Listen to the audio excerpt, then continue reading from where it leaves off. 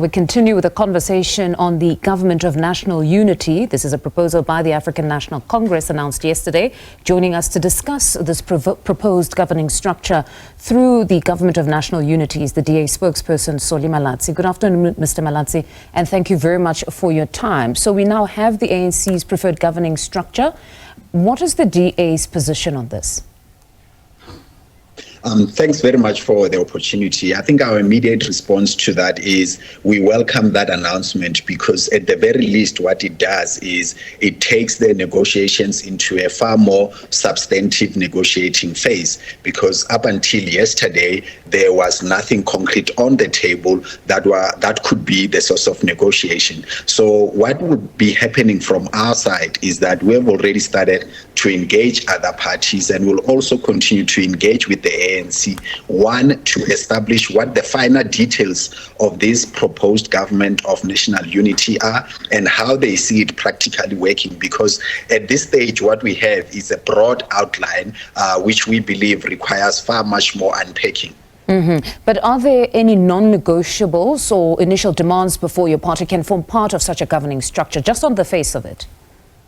Look, I think first, without getting into that, is that we would need to have agreed before we can, get into that. But on a broader level, our mandate to the negotiating team has been that, one, whatever discussion that takes place should be limited to the situation at national level. It can also be limited to the situation in Gauteng, Northern Cape, and KwaZulu-Natal, because those are the three provinces, just like at national level, where there is no absolute majority that has been won by another party. Secondly, it's a broader indication from our side that we want to be part of, any initiative that embraces a commitment to the constitutional values of the country. And we would have a lot of discomfort in being part of something that includes, in our view, parties that we believe do not share a full commitment to the constitutional values.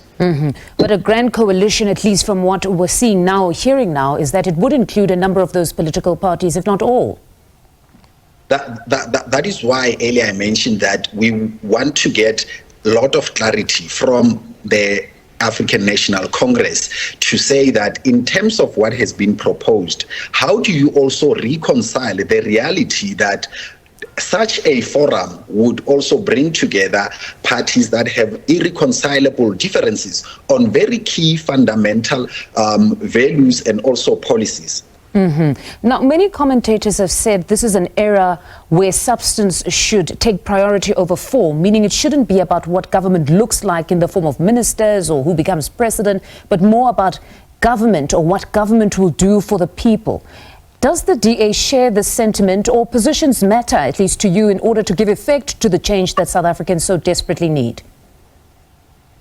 I mean, positions are not the make or break issue for us as the Democratic Alliance. For us, the key issue is there's gotta be a very strong commitment and collective commitment to the foundational values that we think are very important to having any government succeed, particularly in an environment that could potentially bring together more than 4 or 5 parties that have different policies. But from our side, we're very committed to any initiative that, one, seeks to achieve stability for our country, because we are currently in a territory that is unknown to many of us, and it requires us also to go into any negotiations with an open mind and also with a spirit of trying to be part of contributing towards finding the solution.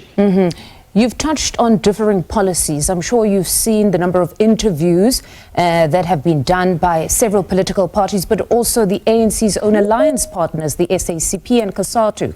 And the SACP is of the view that your policies are very regressive, anti-poor. COSATU is also of the view that it's not a kind of political party that they would be comfortable with the ANC entering into some sort of a co-governance structure with, because your policies really are more aligned with business as opposed to labor. So for them, it wouldn't work out. Your views on that? Well, I think just as the start, the ANC would have been better placed because COSATU is the alliance partner of the ANC, and we are not negotiating with COSATU. But not to dismiss their views. The organization that we'll be engaging with is with the ANC, and I presume that the SACP and COSATU have representation within the leadership of the ANC to advance any concerns that they might want to raise.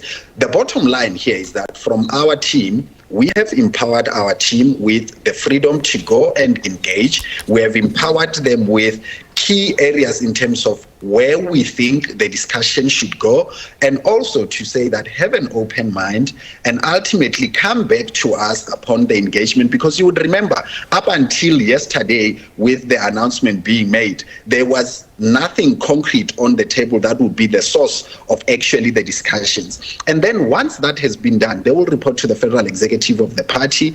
On Monday next week, we are having the Federal Council of the party convene, and given that the Federal Council is the highest decision-making body for the DA in between congresses, we will then be able to deliberate and hopefully adopt what is our position on any proposed form of coalition or working together to navigate the space that we are in. Mr. Malatsi, just in closing, does the multi-party charter still exist? Because we were listening to Action SA stating that those that are now negotiating with the African National Congress have in fact betrayed the people, because it was solely put together to ensure that you keep the ANC out of power. The other point is that the multi-party charter was, and this is the key one, was a pre-election pact. And the pre-election pact was founded on the basis and the aspiration that should we get to a position where we get 50% plus, we would then be able to form a government. Therefore, to avoid a scenario that is happening now with a lot of back and forth negotiations, let's do a lot of the spade work before the elections, so that if voters then give us that majority mandate, would be in an advantageous position.